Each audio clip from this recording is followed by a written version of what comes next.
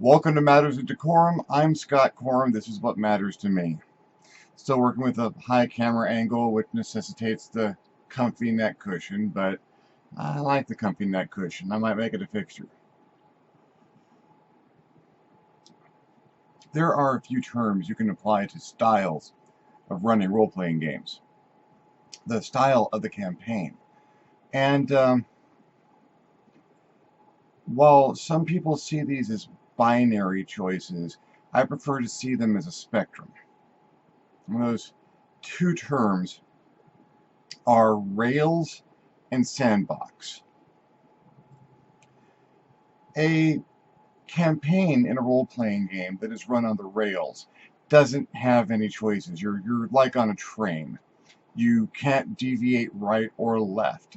No matter how much the player characters might want to go and explore that place over there that's all in the shadow, you can't actually get there for one reason or another.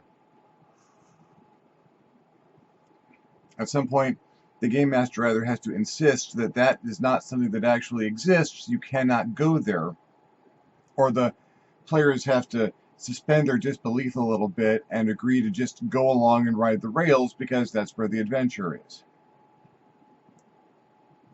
On the other end of the spectrum is the sandbox.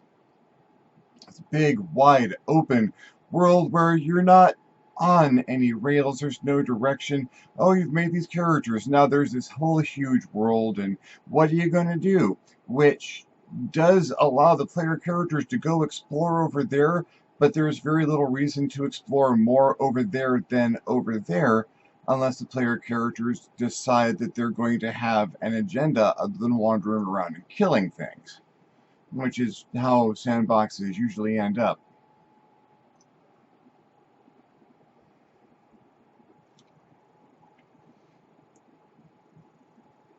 Between being on the rails and being in a sandbox is probably the best of both worlds. Something where you've got a lot of areas to explore and you can go off the rails, but when you have run out of things to explore or you're trying to find the storyline, there's a set of rails you can get back to. You're not dedicated to being on those rails, but you can be on the rails. The thing of it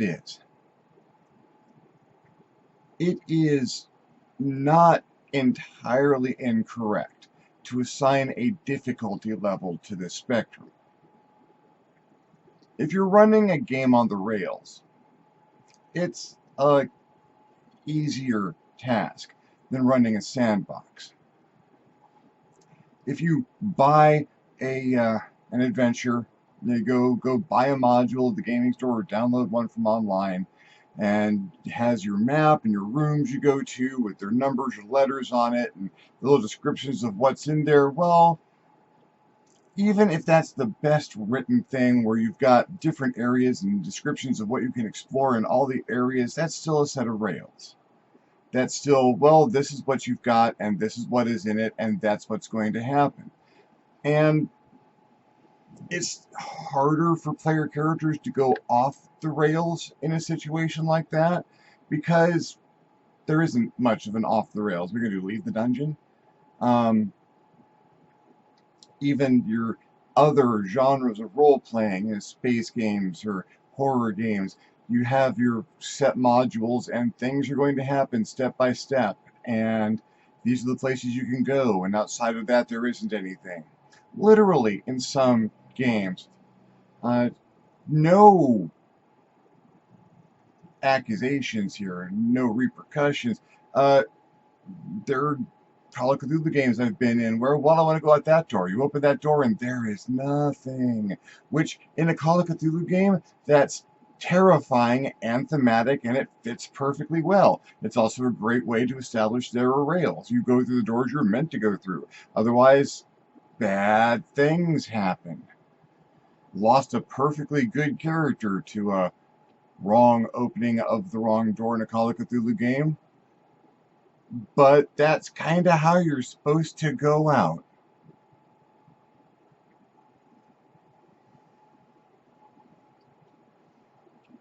you've got an answer for every question when you're playing on the rails. And sometimes the answer is no, you can't go there. Sometimes the answer is there is no way to get to that place that you're looking at. But often it's referencing your book and seeing where they're at and checking on the map. And oh, to your left, you see a chest guarded by an orc. To your right, you see a rack of weapons, some of which glow mysteriously. It means reading ahead. And if you don't want the game to bog terribly, you know what's going on. You will have read this and prepped a little bit beforehand, maybe drawn some maps for people if they're not provided by the book. And little prep work, you're good. On the other hand, sandboxing.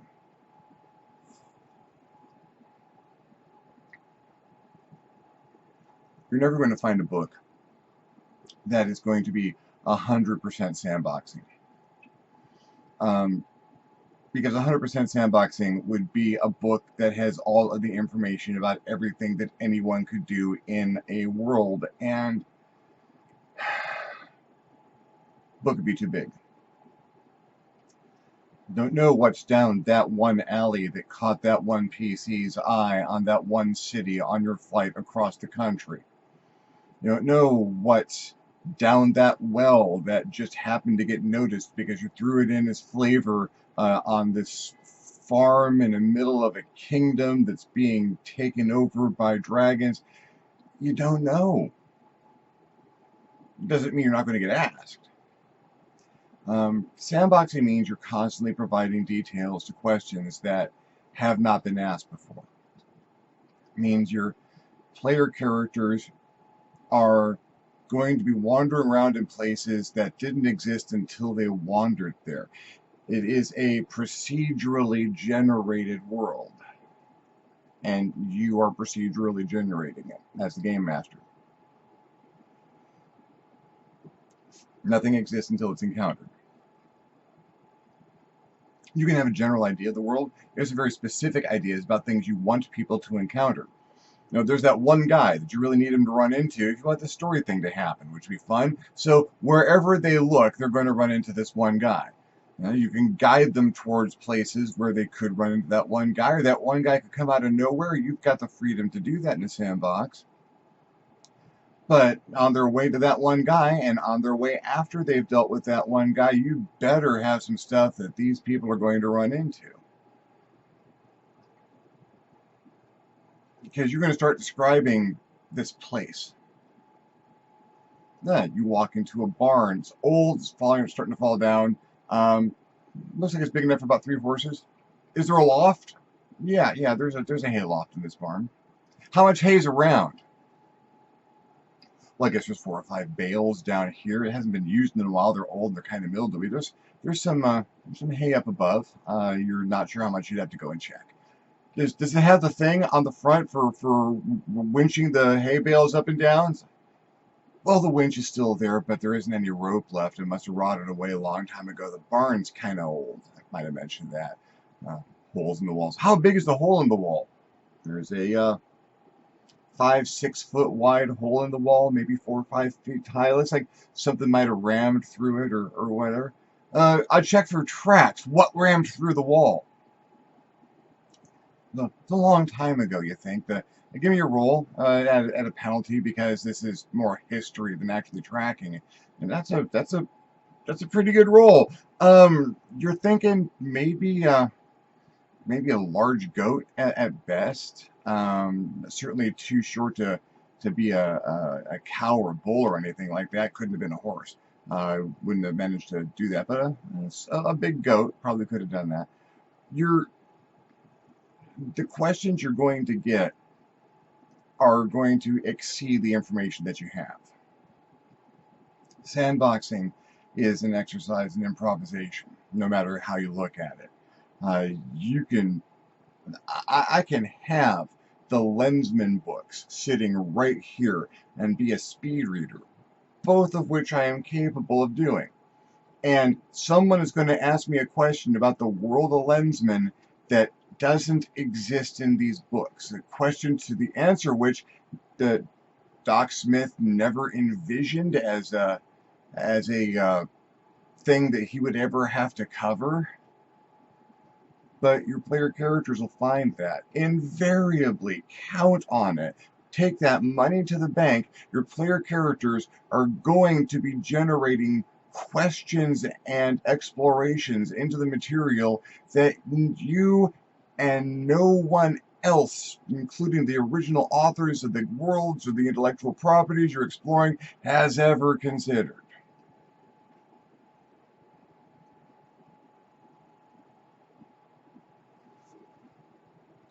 Pure sandboxing is hard. Railroading, or being on the rails, is easy. There are a lot of other skills involved in this. How you present it, how you describe things, your descriptive language and your delivery and your voice alterations when you're talking about NPCs, and how you present the fights and knowing the rule system for the game. All of this stuff is independent of the difficulty of sandboxing as opposed to railing. Most difficult still is combining the two successfully. Providing a sandbox world, but providing a set of rails.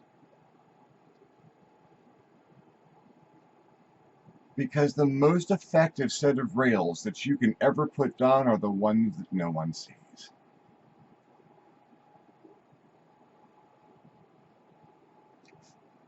I'm giving away some of my secrets here.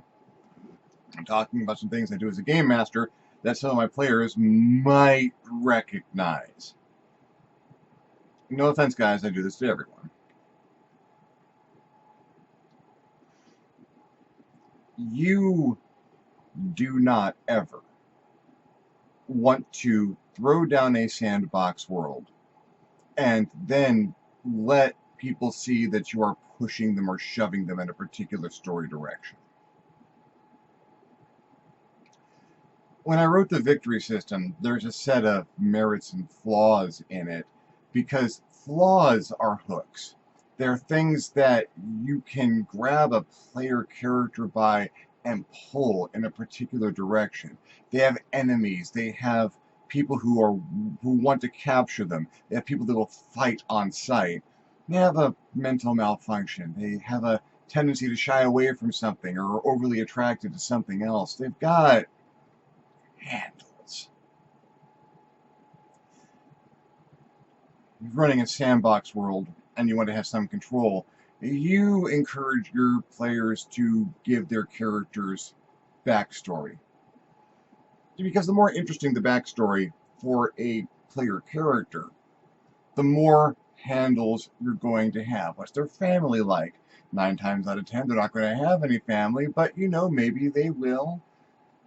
Parents or children or siblings that you can endanger or engender response from.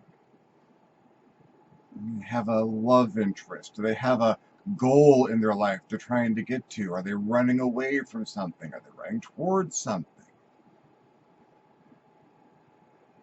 You can't generate a universal set of invisible rails. Invisible rails are generated per character in the game. And yeah, if that sounds like a lot of work, if you've got a lot of player characters there, it is. I didn't say this was easy, I said it works. You make a list per character of the handles that you have over that character. And as you're conceptualizing this world, this takes homework. You can't just make it all come off the top of your head as things are happening, unless you've been doing it for a very long time. As you are preparing, you make yourself a list of the handles that you've got, and you craft elements of your world to suit. As people are coming up with characters and asking, well, what kind of flaws can I take? What's around for me to react to? Who could I be wanted by? What things could I have a blood feud with? What are family structures like? Could I have had a partner that got killed or something like that? as they are generating their characters, they are looking to you and asking what handles there are. And you might not realize that's what they're doing, but this is when you not only start the improvisation process. Oh yeah, there's a tribe of guys. They're from the next county over. They all paint their faces on one side, and they probably they're the kind of people who would have killed your sister. Yeah, it's a terrible group of guys, and there's just a bunch of them around. And what are you going to do? You and the players generate this thing from the ground up together in the character generation process and the processes before where you're just discussing what kind of game you want to play, but you've got to keep that list of handles ready. And when the player characters start to stray away from the goals that you want them to head towards, you grab one of their handles and pull them back. Oh, yeah, you guys could go over there. Oh, wait, give me perception rolls.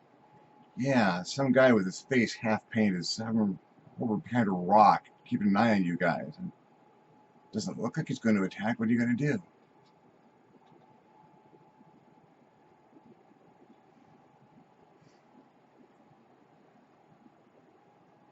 Writing a story is easier than running a game. Because when you're writing a story, you can make the characters go where you want them to go, and you can always back up and rewrite a section if it doesn't make sense for the character to go there. You can modify the world and the character as you go along so that the story takes place in pretty much the order and way that you want the story to take place. When you are running a role-playing game, you are herding cats. And you may have a story that you want to come out of this, and it's not.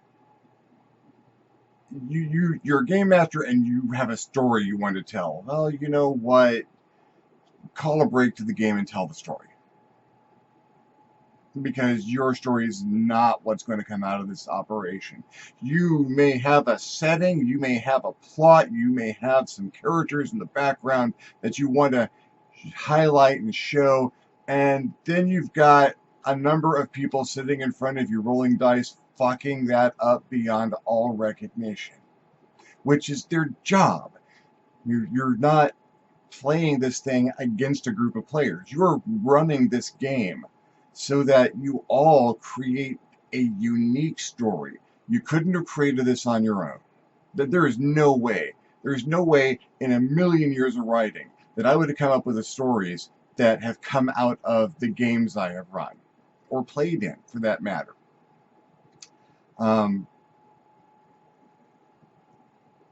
You're telling something that is more complex and rich. And as you're telling this story, it is coming to life in the minds of everyone at that table. So everyone has that story, maybe from their point of view. It might not all be the same story because, everyone's character is the main character in their minds. That's fine. Everyone should get some spotlight. And everyone's going to have their own view of that. Part of this magic. You can tell this beautiful, long, complex story, or short, tense one, and you've got this amazing story out of the back of it, and everyone else does too. Their own experience, their own unique feelings and perceptions of this event that happened in your imagination.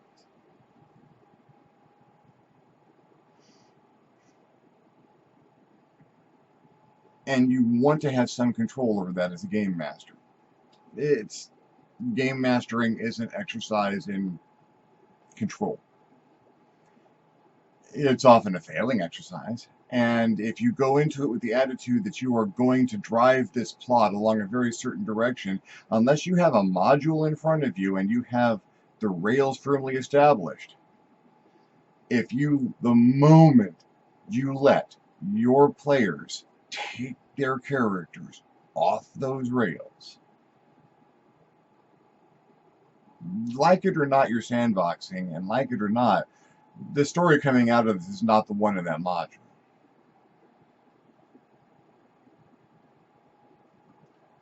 a character of mine wrecked the Tomb of Horrors. It was temporary. It didn't last for long, but Halfling Thief, because you needed to have a rogue style character to bypass the traps and whatnot, even with all the other crazy stuff going on. Tomb of Horrors is meant to murder people, and this is being run in first ed. So it was just a bloodbath. We had stacks of characters. So, losing a character to one event or another was to be expected. Well, we fought this four-armed statue, and it was horrible. We weren't a third of the way into the thing, and we'd lost some people already, and we barely made it in the damn door once we found the damn door. And this is all in one of the most detailed and modules ever written. It is the Tomb of Horrors was written on rails for a reason, because the rails are all going to kill you at some point in time, and that's what it was for. Tomb of Horrors is meant to be your gaming Vietnam. It was certainly mine. But we fought this statue, and we finally ended up breaking it and defeating it. And everyone's looking around for what treasure they can get, and they pull some gems out of here or there, and there's not a lot of stuff that you can take, because it's the Tomb of Horrors. If you take something, it might kill you in 5 minutes. A halfling rogue looks at the pile of the statue on the floor, picks up one of its arms, puts it over his shoulder, and says, "I'm out. Bye." And it's like, but there's treasure and there's stuff, and it's like, there's death up there. I'm not going any further in. I'm taking this back to town and getting free drinks for the rest of my life. It seemed like a very pragmatic thing to do at that point in time. I've got a chunk of the Tomb of Horrors. Any cleric you ask is going to look at this thing and go, "Yep, that's a chunk of the tomb. Cast a true spell on me. This arm came from the Tomb of Horrors. Free drinks, and I'll tell you the story." The rooms in the Tomb of Horrors reset after you've gone through it. A little while after heroes have done their stuff in the rooms and beaten the monsters and broken stuff up, whatever, they reset. All the pieces come back together and form into what they were beforehand, and it's like the room is never disturbed. It's part of the magic of the place, and I'd wrecked one of those because the room couldn't reset with the arm of the statue missing.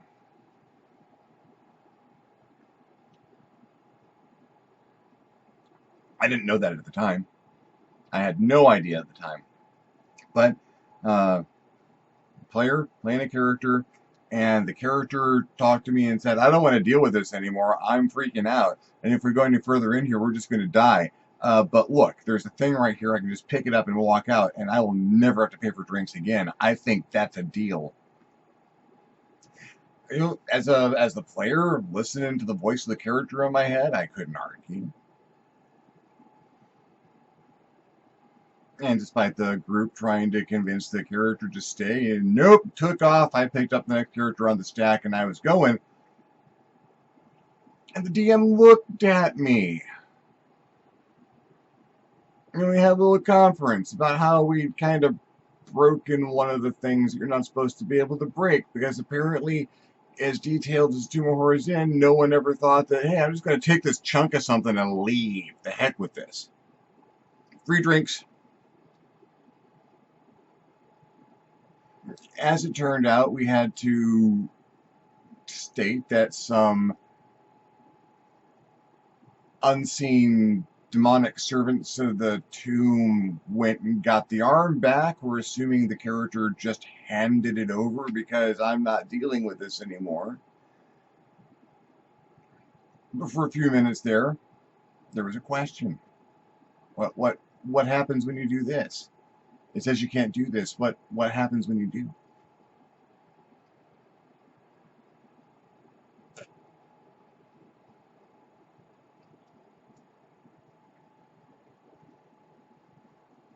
You might not be great at improvising yet, but as a game master, as a player, improvisation is one of those skills that you're just going to have to pick up. And enough role-playing games, enough challenge in a role-playing game, and yeah, you'll pick up some improvisation. You'll pick up improvisational tactics and writing and creation. I read a lot of Larry Niven. Larry Niven novels and short stories are great for there being these moments. You know, he's the master of Chekhov's gun, because a thing will be presented. It'll be a little, oh, it's this little piece of technology, this little interesting something that happens, this little thing that it's good to have in a science fiction book or story, and yeah, that's kind of awesome. But now we're moving on with the story, and towards the end of the story, that thing gets used in just to utterly devastating effect when out of the blue because someone used their head. And I do that in games on a regular basis. You can't give me a weird, interesting little thing that I'm not going to use, which means I do very well in games that have lots of weird, interesting little things. Vic was running a D&D game, and my character was hanging out in a fishing village, and random bit of information. Okay, they showed my character this interesting way that they tied lures. It wasn't something that was in a module or anything. This is all pure sandbox improvisation. Oh yeah, they've got this interesting way to tie lures. It's like a 3-loop assembly. It's kind of cool. I'm like, well, can I practice that with them? That seems really interesting. Okay, sure.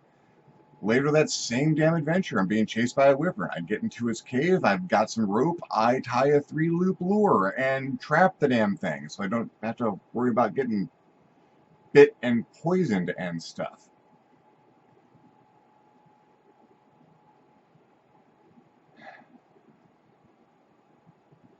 I guess, long and short of it, there's nothing wrong with running a game on the rails. There is nothing wrong with running a game on the rails. Just understand, one, that it is not going to tolerate a lot of improvisation on your part or on the part of your player characters.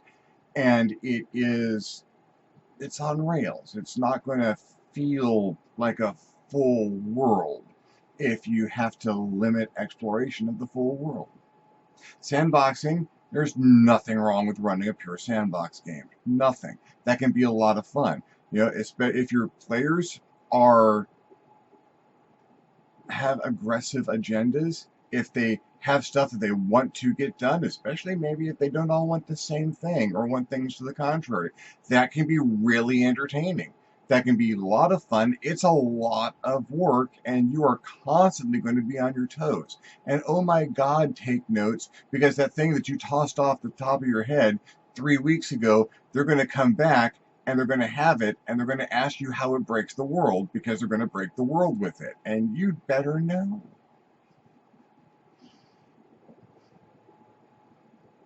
Running hidden rails in a sandbox campaign.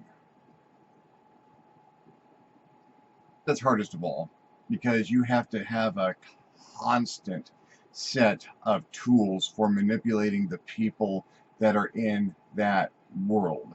You have to know when to drop a plane out of the sky and cause tremendous damage, or have a crying little girl off on the side of the action where you've got to pull the heartstrings of one of those people whose heartstrings you have written down on a piece of paper. You got to know when to let all the wealth in the world come into their grasp and how to take that away. And that's going to be different for each of those people in that game, and that's an amazing thing to do, because having that kind of personalized experience with all of those characters and having that level of control of the environment is astonishing, and watching how these people, given the worst you can throw down in front of them, manage to overcome that because they're players and they'll screw everything you put in front of them. And as a good GM, that's what you want. I don't run games to kill my player characters. Far from it. I run games in which they might die. Oh, there is threat constantly, and should be. There's always something for them to overcome, but it's never rocks fall, everyone dies. Rocks fall. What do? People are ingenious. And especially in that Sandbox campaign with Hidden Rails, you get to witness that genius. You get to see how people take the set of numbers and words on a piece of paper, bring it to life as a living, breathing, imaginary person, and take that being through trials that would make the tasks of Hercules look like a weekend do in the garden, and watch them shine out the other side, or crash and burn horribly, dying flaming off a cliff. Either way, that's a weekend. Thank you for following along on this little ramble about the Rails Sandbox spectrum. Stuff I probably should write down at some point in time. Probably will. In the meantime, if you enjoyed the video, give me a thumbs up. If you didn't enjoy the video, give me a thumbs down. Feedback is feedback. If you have any questions or comments, if you have your own experiences with railing games or sandboxing games, or how you like to mix them up, leave me a comment. Suggestions about future videos or what have you. You'll love leaving me a comment. I'll love getting one. If you really dug the videos, feel free to subscribe so that you see these things as they come out. If you do subscribe, hit the little notification bell on the subscribe button so you get notified as soon as the videos come out. If you really dug the video, I invite you to hit me up my Patreon page, www.patreon.com/ScottCorum, and consider donating. Absolutely everything helps and allows me to make better videos more often. In the meantime, thank you very much for watching. I'm Scott Corum, this is What Has Mattered to Me, and I will see you next time on the next Matters of DeCorum.